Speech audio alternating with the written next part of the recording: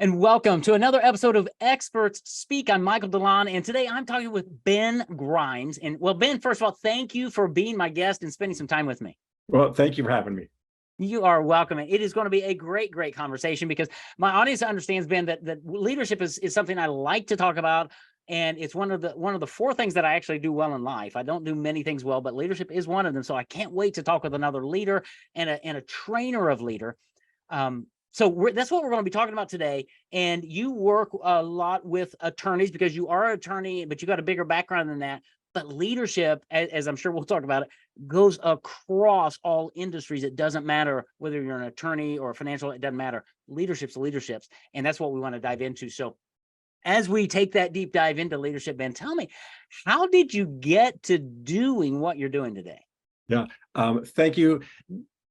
I actually stumbled into my leadership journey, and it started actually in high school when I couldn't figure out how to go to college. Right, I grew up the oldest of four kids, a single parent household. My mom was a social worker, raising the four of us on social worker salary. Right, that doesn't leave a lot for opportunity.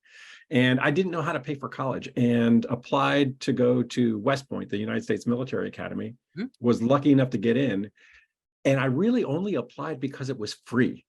But because I got in, I really started on, I had to start on this journey of leadership. Leadership is a fundamental goal to develop with cadets at West Point. And following my graduation from West Point, I started a military career that lasted 20 years. So I started as a helicopter pilot in charge of about 20 folks, 3 crews, and 3 Black Hawk helicopters in South Korea. I didn't know what I was doing. And my military career grew from there. First as a helicopter pilot, but then I got a chance to go to law school on the Army's dime and transitioned into military legal practice. And that's where I spent the bulk of my military career until I retired in 2016. But along the way, I had opportunities to step into greater positions of responsibility kind of before I was ready for them.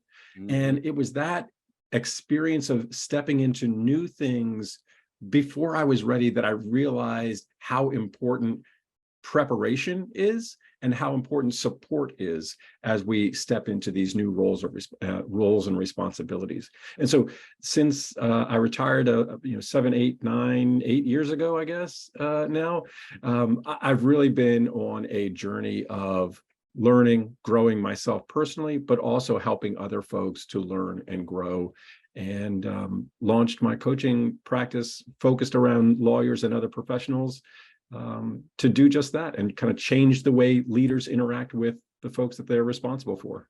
Wow, how cool. What a great journey. Thank you for serving our country. And wow, a helicopter pilot. That sounds so cool. I want to take a ride someday. Yeah, you dropped a lot of nuggets there. A lot resonated with where I've come from through my journey. So let's talk about leadership. And so many times, whether you're an entrepreneur running your own company or you're in, let's say, a law firm and you're being promoted into partner or something, those are different skill sets from doing things to leading. And help people understand that preparation, because it's not just leading yourself, but I think that's first. It's also, how do you lead people well and rally the troops around a common vision or goal? What's some of that preparation that you talk about that people need to be thinking about? Well, first off, Michael, you're exactly right that it's not just lawyers or soldiers and officers who get put into positions that they're not quite ready for. Yeah. Right? In many instances, in every industry, folks are promoted into management, promoted into leadership because they're really good at doing the thing. Yes. And it's not doing the thing that got you there is not what's going to make you successful once you get there. Yeah. And leadership and management are a completely different, often a completely different skill set. And so the preparation that's involved is, as you suggest, knowing yourself and that process of self-reflection, understanding your own personal values and what your goals and aspirations are, and really being clear about those things.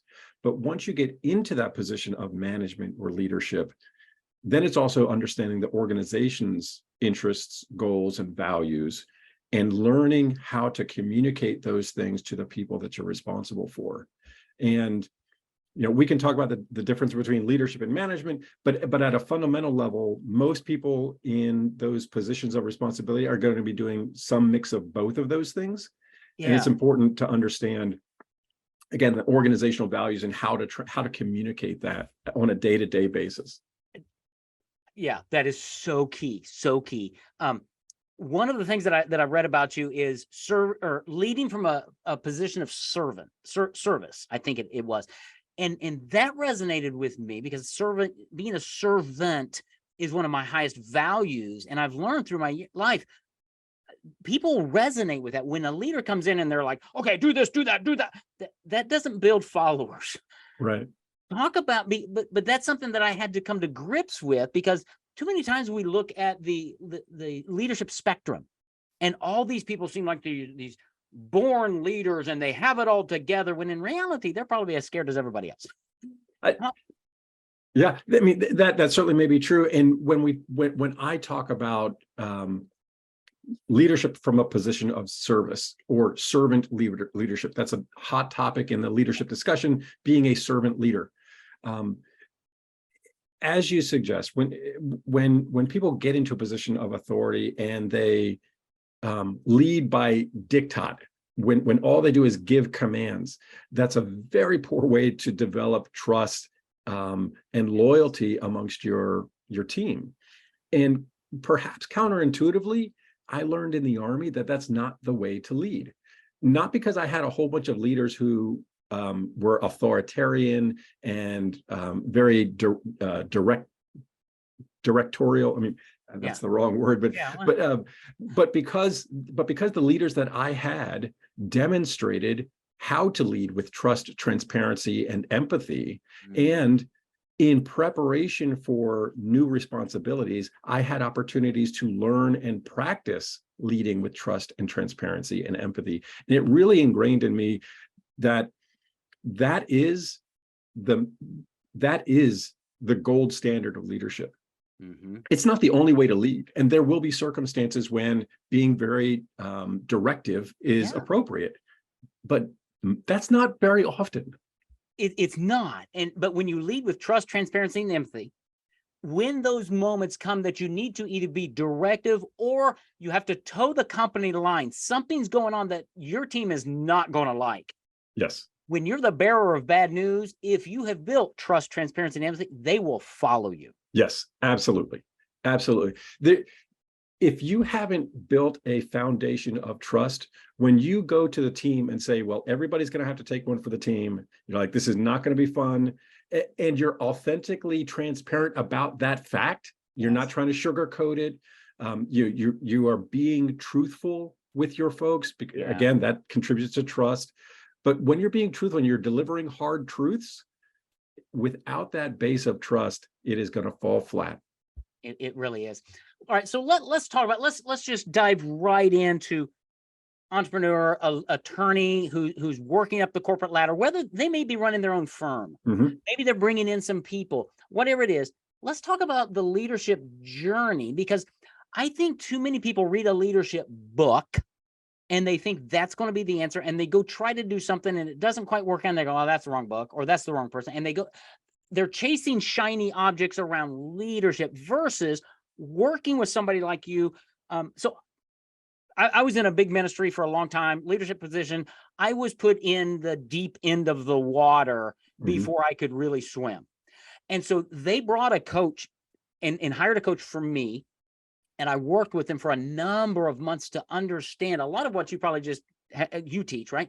But I want to get into the process of working with a coach, and you're going to bring things to your clients who are struggling with something and help them over a period of time, because leadership's not something, it's not a formula per se, right?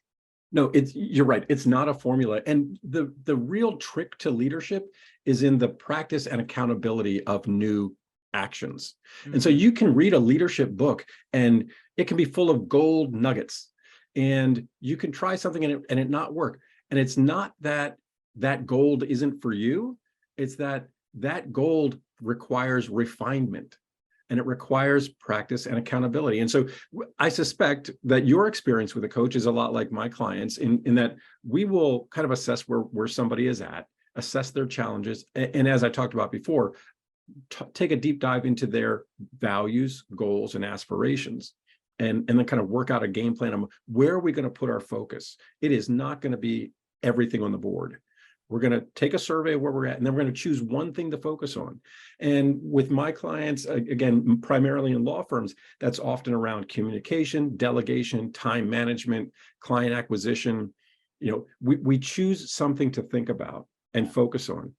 And then we don't just come up with the solution. We craft the methodology that's going to be successful, and then I help hold them accountable to practicing it. It's not a once and done. It's an iterative practice, and it's not changing everything at once. It really is an iterative practice, and the value is in the time and the reflection and the support. It's not just in the solution. I can give you a 20-second solution to better feedback. Right. In 20 seconds, you can change the feedback that you're giving to your team instantly, overnight, and it will increase trust, loyalty, and engagement. Now, some people will take it and run with it. Some people will require practice and require some discussion about how am I going to do this in this instance? I've got this piece of feedback to give. How am I going to do it in this instance? And so you can have the gold nugget, but it really does take refinement to draw the most value out of it. Yeah. And that's beautiful, because I want people to understand that leadership is a growth process. And the other beautiful thing about working with Ben is you're an outside perspective. You're sitting outside that law firm. So if you're an attorney, let's say, and let's say in the last 6 months, you've been promoted to partner. That's great. You've longed for this. You're sinking now, because now you're understanding. And case in point, you're preparing for a big meeting with the other partners. Yep. Who do you talk to? Because you can't go to the partners and say, well, I'm scared, or I don't know what to say. You talk to Ben, and Ben's going to coach you in your leadership, your confidence to be able to present. Is that fair?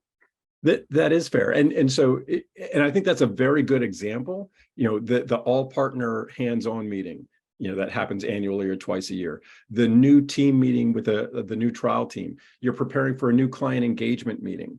You're preparing to give annual or semi-annual feedback to your paralegals and legal support staff. All of those things are opportunities for an outside perspective to help.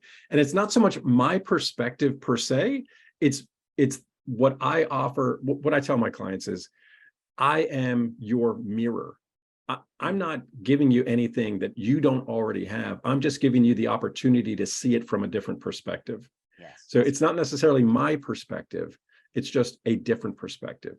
And that opportunity to slow down and reflect is really a game changer as people with our hectic lives come to grips with the many, many responsibilities that they have. Yeah. And in the freedom that you and your clients have for them to go, Ben, I've never done a performance review before, but my partners expect me to know how to do this. What do I do? Yeah. And it's not specific to my lawyer clients, but my lawyer clients really appreciate the confidentiality piece that comes with working with a coach like me. Yes. I mean, as a practicing lawyer myself, I certainly understand what that means to them and their practice. Yes. But the same is true for other professional clients whose businesses and intellectual property interests really speak to the need to keep things private, but still have a space to work out business problems. Yeah, it's invaluable to have that person with you to guide and direct you. And sometimes what I found in coaching is it might be a 6-month coaching thing. It might be a 6-year, because what happens is, at least in my life, I've grown with coaches. It opens up new vistas, new mindsets, and I'm like, oh wow, new opportunities. Wonder how I do this, Ben. Do you find that with your clients? Are they actually growing into leadership? Yes, absolutely. And one of the things that people ask me sometimes is, like, how do you know it's working? And from my perspective, I know it's working because the conversations that I have with my clients evolve over time. Yeah. And so there are new challenges and more complex challenges that arise over time as they are growing in their leadership. From their perspective, they're seeing increases in well-being. They're just like, it's easier to do what they're doing.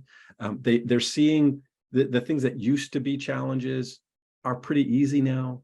And at the KPI level, they're also seeing differences in engagement, employee turnover, client acquisition and retention. There are some KPI benefits, but at the personal level, you just stop feeling underwater, as you said. You stop sinking. Yeah, and what you're going to the transformation that happens when you work with Ben is not limited to your practice of being a lawyer or what.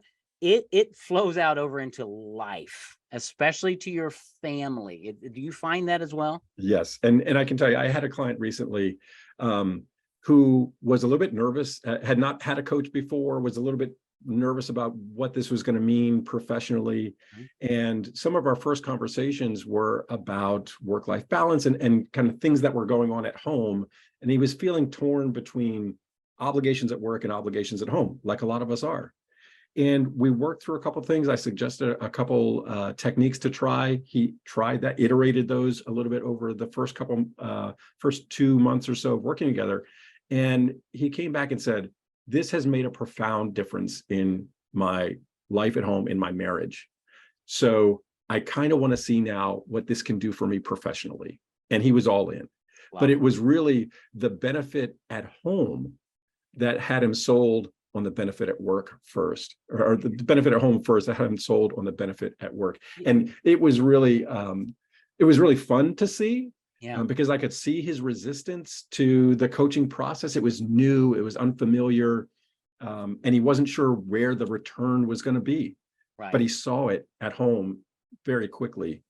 Yeah, and that's so important, because a great coach has frameworks and strategies that you just deliver and say, okay, try this. Communication. You're having challenges with your employees or your team members. Here's how to communicate. Guess what? That's going to work at home with your wife and kids too. Guess what? And but it's hard for us when we're in it, because for some reason college doesn't teach the need for a coach unless you're like in athletics, right? But you look at all the big, Tiger Woods and all those guys, they have multiple coaches. You look at business executives. Most of the very successful people have coaches. They're not that smart, right? They have other people coming into, and we all need to grow. I've been doing my business since 2013. I hired my first coach in the fall of 2013. I've had coaches and mentors and things every year because they're a little bit higher, a little bit more advanced than where I am today, but that's where I want to be. So I learn from others like you. And I love you. You had a line somewhere that I read that leaders are special because they unlock potential and inspire greatness in others. I love that, because leadership is more about, it's about you, but it's more about impacting others. And it's this upward spiral that gets better and better and better. Is that? Certainly that's the way I see things. The way I approach leadership is that it really is an obligation to care for your team. And that can look in a variety of different ways. But when your team is successful, you will be successful. There's no doubt about it. And if you approach your responsibility to your team as one for them, then you're growing other people who are also capable of growing other people behind them. And so from a law firm perspective, if I am a partner and I want to retire someday, I want my law firm to be viable in the future so that it supports me in retirement. Absolutely. Right? And so there's a piece of succession planning as well that goes into good leadership. Yeah, absolutely. And I was talking to a guy this morning. I'm discipling him. He's a business owner, and we were just talking about building his little pharmacy that he runs as a franchise, building the systems, the people and things, so he doesn't have to work in it, to give him the freedom someday to either sell it or keep it or what.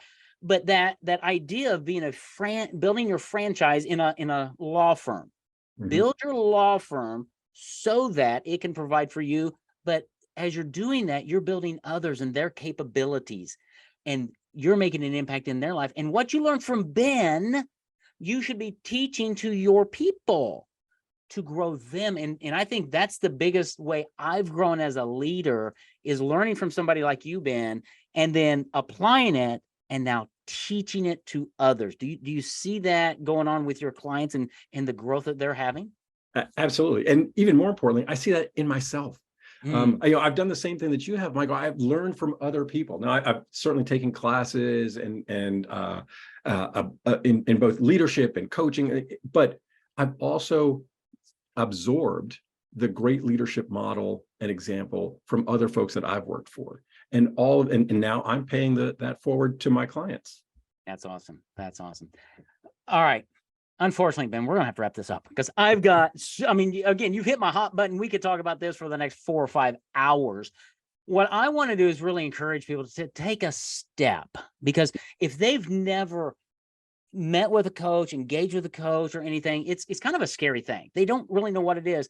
And I would imagine you have a process where you could have an initial conversation. Let's talk about that before we go to your website. But Sure. What would be that first step that somebody's, is this right for me? What's the first thing they should do? Yeah, the first step is to schedule a leadership, a legal leadership strategy session, or a leadership strategy session for folks outside of the law. But to schedule a strategy session with me, and in that call, I like to sit down with folks, get to know where they're at, what their goals are, broadly speaking, and what their challenges are that they're facing right now.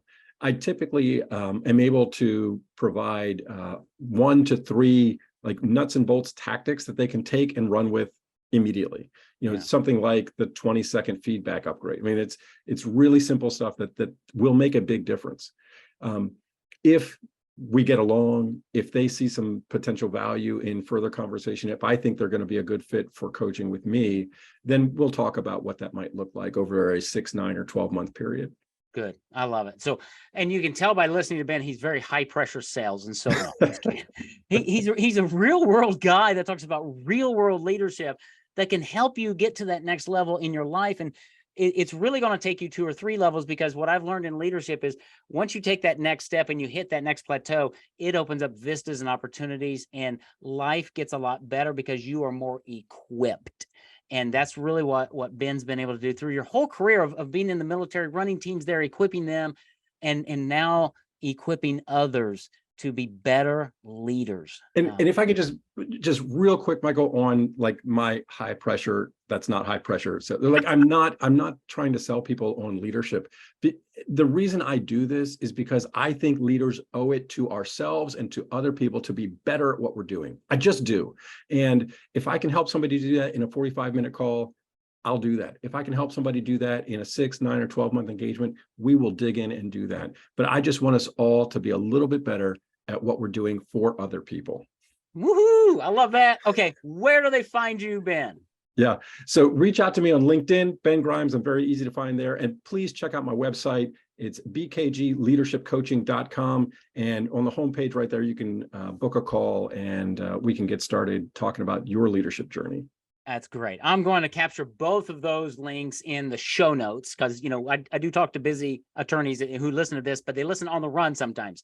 And so I'm going to make sure that those are in the show notes. So you can come back, connect with Ben, LinkedIn, or at his website, bkgleadershipcoaching.com, and have that conversation, because he's going to help you really, really grapple with and get a handle on all things around your life and leadership, and how can you be a more impactful leader really in every area of your life. That's what it sounds like what Ben's heartbeat is. So reach out to him. Everything you need is in the show notes. Ben Grimes, thank you. Thank you for doing what you do and making such a big impact. But thanks for being my guest on Expert Speak today. Thank you, Michael. It was great to talk with you.